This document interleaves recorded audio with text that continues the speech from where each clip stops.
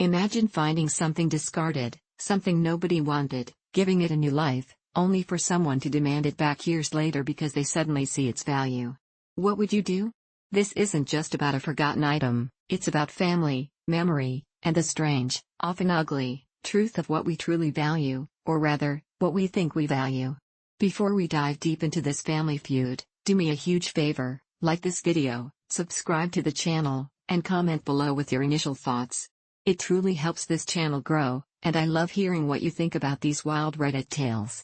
Our story begins over 10 years ago, shrouded in the quiet grief and inevitable chaos that follows a loved one's passing. The mother of our storyteller's sister-in-law, or Sills Mill as we'll call her, had passed away. As is tradition, and a necessary task, the family gathered to clean out her home, sifting through a lifetime of memories and possessions. Think about that scenario for a moment. It's a bittersweet process, isn't it? Each item holds a story, a connection to the person who's gone. But there comes a point where decisions have to be made, what to keep, what to donate, and what, inevitably, must be thrown away. In this case, after everyone had taken what they wanted, the family collectively decided to toss the rest. It was a clear, unambiguous decision to dispose of what was left. Before the final purge, the storyteller's sister-in-law, perhaps out of kindness or just making sure nothing was truly overlooked, specifically asked our protagonist if there was anything they wanted from the remaining items. Now, imagine walking through a house where the family has already stripped it bare of anything they deem precious. What's left? Usually, it's the forgotten, the unremarkable, the things nobody truly saw value in. Our storyteller looked around, not for heirlooms or treasures, but simply to see if anything caught their eye, anything that could be saved from the landfill. And there it was, an old cookbook, sitting in plain sight on the kitchen table. It wasn't hidden away in an attic or locked in a safe, it was just there. Ignored. Undesired. Headed for the trash bin. So, our protagonist, out of a simple desire to save something, took the cookbook. No one objected. No one said, "Oh, I wanted that." It was a perfectly innocent, almost mundane act of salvage. And that was it. For over a decade, that cookbook became part of our storyteller's home. It wasn't packed away in a box and forgotten, it took its place among other cookbooks, probably used, perhaps even loved, integrated into daily life. 10 years. A full decade of peace, of quiet utility for an item rescued from the discard pile. Then, fast forward to this year. Our storyteller was in the midst of a culinary quest, looking for a particular recipe, and had spread out several cookbooks across their kitchen island. Like many of us do, they snapped a photo of the slightly chaotic, but perfectly normal, scene and posted it online. A simple, everyday share.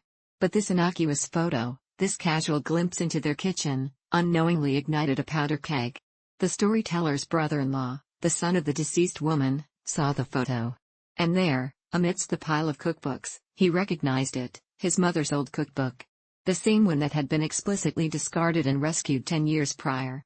What happened next was a swift, shocking betrayal of common sense and decency. The brother-in-law, suddenly overcome with a possessive urgency that had been utterly absent for a decade, demanded its immediate return. Not a polite request, mind you, but a demand. Can you imagine? After 10 years of silence, 10 years of it being perfectly fine for the book to be tossed, suddenly it's an irreplaceable family heirloom.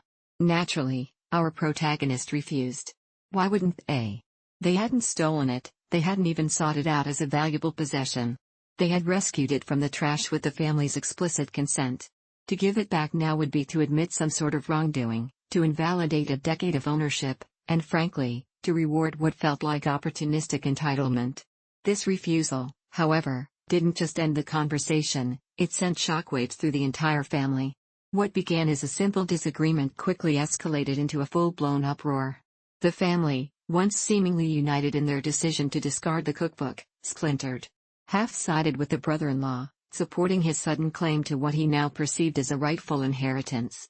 The other half, thankfully, stood by our storyteller, understanding that it was a discarded item, freely given. The situation became incredibly hostile. Our protagonist, caught in the crossfire of this ridiculous family feud, endured a barrage of rude messages and accusations. It got so bad that they had to start blocking family members just to maintain some semblance of peace. Think about the emotional toll of that, being attacked by people you once shared meals and memories with, all over an old cookbook that no one wanted a decade ago. So, the question remains, Ada for not returning it? If our storyteller hadn't taken it, it would have been thrown away, lost forever. It wasn't stolen, it was saved. Does a discarded item magically regain its heirloom status only when someone else gives it a home? What do you think? Did the brother-in-law forfeit his claim when he, and the rest of the family, decided to toss it? Or is there some unspoken rule about family property that supersedes the act of disposal? Let me know your thoughts in the comments below, and don't forget to like and subscribe for more stories that make you question everything you thought you knew about family dynamics. Until next time, stay kind, and remember, sometimes, a trash can defines ownership more clearly than any family tree.